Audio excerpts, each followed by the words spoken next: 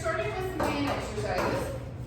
The first will be an alternating reverse lunge and row your boat. So remember the difference when we do our row the boat, we're rowing both arms to one side, then to the other side before we stand up. So hands on the handles, nice good tension, chest nice and tall. We're gonna reverse lunge first, and I'm gonna row toward my front leg. Then I'm gonna row toward the back leg, back to center and switch.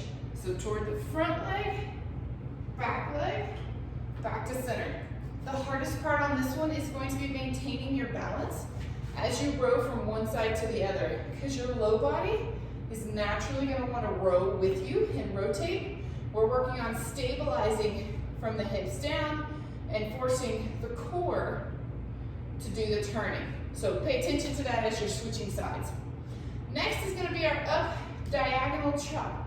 Been a while since we've done this one. If you have low attachment that you can easily switch to, like I'm on my arc machine, so I can pretty easily put it under the bottom leg to get a low attachment.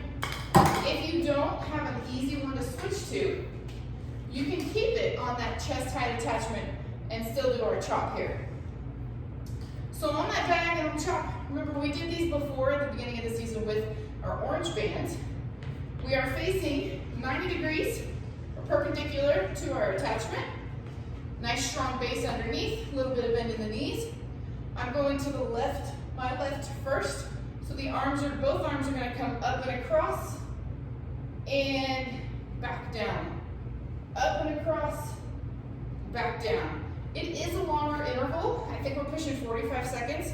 I want you to stay with the upper torso for as much as you can, meaning the knees, the feet, and the hips aren't gonna move. So I'm truly working that pulling shoulder, a little bit of the inside shoulder, as well as mainly the obliques and the core. So up and away, control it back to center. You get to a point where you cannot get the arms up anymore. I don't want you to keep scooting to where you have no tension left. I'd rather you use the legs. So you can push, pivot out of that close leg, lift that heel, and the hips will help you get it there. But again, try to stay with the upper body as much as possible before you involve the low body. And then you're just gonna turn around and switch sides. Then we go to our T wood chop combo. Done this one quite a bit this season. A nice big T first. Step back, moving only the stepping foot. Rotate as far as you can. T, step, and rotate. All right. Then we move away from our band. We've got some lunge up downs and plank up downs. Been a while on these. Like I talked about on the email and on the first video, we're going quality. So if this takes you a while, that's perfectly fine. We have a total of 10, so 5 on each side. So I'm gonna step down, all the way down, then I'm gonna switch legs and step back up. The leg that comes up second is the one that's gonna go back down. So that makes 2. Remember, we're splitting in between left and right. So all the way down and up is 1, and then the next leg makes 2. If you cannot get all the way to the ground, then you're working on the low as you can using a support. So if I've got my arc nearby or a wall and I can't quite touch the floor, my goal is to get as low as I can and then use that to help me back up. So we're still trying to strengthen through that full range of motion. Next are our plank up downs. Remember on those plank up downs, we've talked about this quite a bit. Just like the Beatles, you want to keep the shoulder over the wrist. So I lower down to my plank. Now my elbow is under my shoulder. And then when I come back up, the hand replaces the elbow, pushes back to the top. So same thing as you did on the lunge ups downs. My left arm goes down and comes back up. And the last hand to hit goes back down and back up. That'll help you alternate arms every time, 10 total. Okay, then we're down on the floor for a bit, for the remainder of the workout actually. We got tiger steps. Remember our tiger steps are our Everest step, but we're trying to pick up the arm before the foot lands. Just like we did with pigeons earlier in the week, you wanna sink into that stretch for a second or two, before you automatically pull back out of it. So allow those hips to sink with a little control. Don't yank them down, but allow them to sink. Then we have our alternating V-ups. From that nice long position, remember, just like our tuck-ins earlier in the week, tuck the pelvis under and press that low back down. Then sit up and reach for one foot. And switch. Alternating each time. Then our roly-polies. Been a while on this one. So remember our roly-polies. We're going to tuck the pelvis and pull the legs up and over the head as far as you can. Then you roll all the way up and reach for the toes.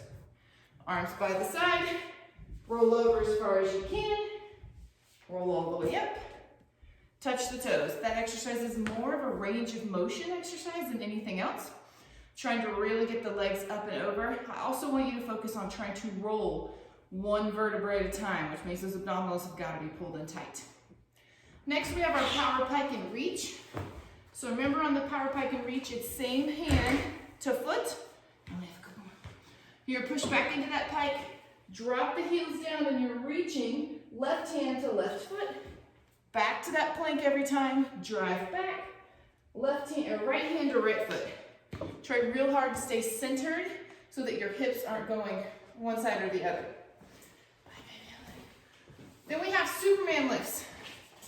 No, nothing extra this time on, so no arm circles. We're just taking the lift and lower. So arms stretched out, squeeze your ears, abs in nice and tight. Lock those heels together. I say that every time because I know that someone out there will forget to put their heels together. Squeeze those inner thighs. Everything is going to lift together. Pause, lower. Lift, pause, lower. And last exercise, our oblique rotation and reach. All right, so this time we're not adding the crunch. We are just rotating and reaching. So my shoulder's gonna drop down as I reach forward and back to center. So rotating the hips forward, reaching out, back to center. Slow and controlled on that. We got a lot going on. Working on stabilizing that shoulder and moving through those tiny muscle groups, as well as really keying in on the oblique that's closest to the floor on that rotation. All right, guys, get after it. Have a great workout. Enjoy the awesome stretch, and I'll see you later.